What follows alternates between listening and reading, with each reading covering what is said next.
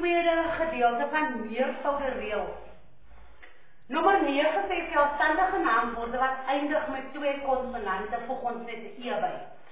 Ons eerste voorbeeld is band, en dan sit ons net 'n e by, so band word bande, en dan het ons prent en prent word prente.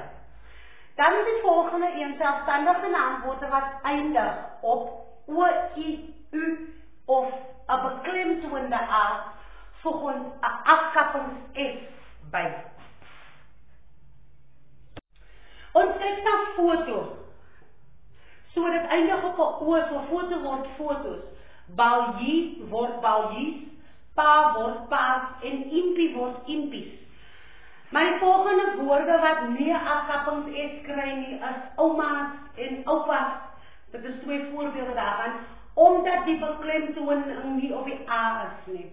Okay. So dan het ons vir nommer 11 en dit sê selfstandige naamwoorde met 'n kort vokaal in die middel wat eindig met 'n f, vervang ons die f met wwe. So ons het 'n voorbeeld hierso van rif. Rif word ribbe en stof word stowwe. So die f val weg en dan sit ons wwe aan die einde. Ons kyk na die reël 12 wat sê selfstandige naamwoorde wat eindig op 'n g, vervang ons die g met 'n e. So dag word da en vlag word vlag. So die g vervang ons met 'n e.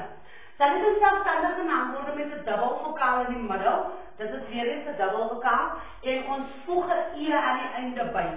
So muis word muise en hoed word hoede. En dan kyk ons na ons laaste reël wat die 14de een is wat sê selfstandige naamwoorde met 'n dubbel vokaal. Soos a, o, u en e. Haal die tweede vokaal uit en skryf 'n e aan die einde. So hier word ons 'n dubbel vokaal. So saal word sale en vuur word vure. Ek hoop die help en voorspoed met jou toets of eksamen.